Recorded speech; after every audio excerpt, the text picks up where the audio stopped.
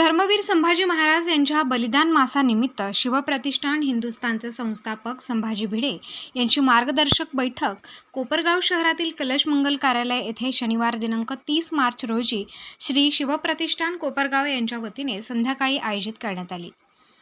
या कार्यक्रमाला कोपरगाव शहर आणि तालुक्यातील भीमसैनिकांनी विरोध करत सदर कार्यक्रमाची परवानगी प्रशासनाने देऊ नये अशी मागणी निवेदनाद्वारे प्रशासनाकडे केली होती। मात्र पोलीस प्रशासनाने कडक पोलीस बंदोबस्त तैनात केल्याने संभाजी भिडे यांचा कार्यक्रम शांततेत पार पाडला।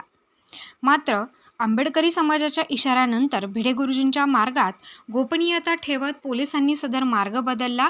दरम्यान दोन समाजात तेढ निर्माण होऊ नये आणि कोणताही अनुचित प्रकार घडू नये यासाठी अहमदनगरचे पोलीस अधीक्षक राकेश ओला, अपर पोलीस अधीक्षक वैभव कलू बर्मे यांच्या मार्गदर्शनाखाली पोलीस उपाधीक्षक शिरीष वमने, कोपरगाव शहर पोलीस निरीक्षक प्रदीप देशमुख, ग्रामीण पोलीस निरीक्षक संदीप कोळी यांच्यासह शिर्डी, राहता, लोणी पोलिसांनी कडेकोट बंदोबस्त ठेवल्याने कोपरगाव शहराला पोलीस छावणीचे स्वरूप प्राप्त झाले होते। दरम्यान कलश मंगल कार्यालयात पार पडलेल्या या कार्यक्रमात आयोजकांकडून अत्यंत गोपनीयता पाळण्यात आली होती।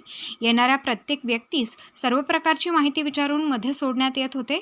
दरम्यान या कार्यक्रमासाठी पत्रकारांना देखील मज्जाव करण्यात आला होता। त्यामुळे या कार्यक्रमात नेमकं काय घडलं याची माहिती मिळू शकली नाही। मात्र पोलीस प्रशासनाने कडेकोट बंदोबस्त ठेवल्याने कार्यक्रम शांततेत पार पडला आहे। प्रतिनिधी मोबिन खानसह विशाल लोंढे, माय न्यूज कोपरगाव।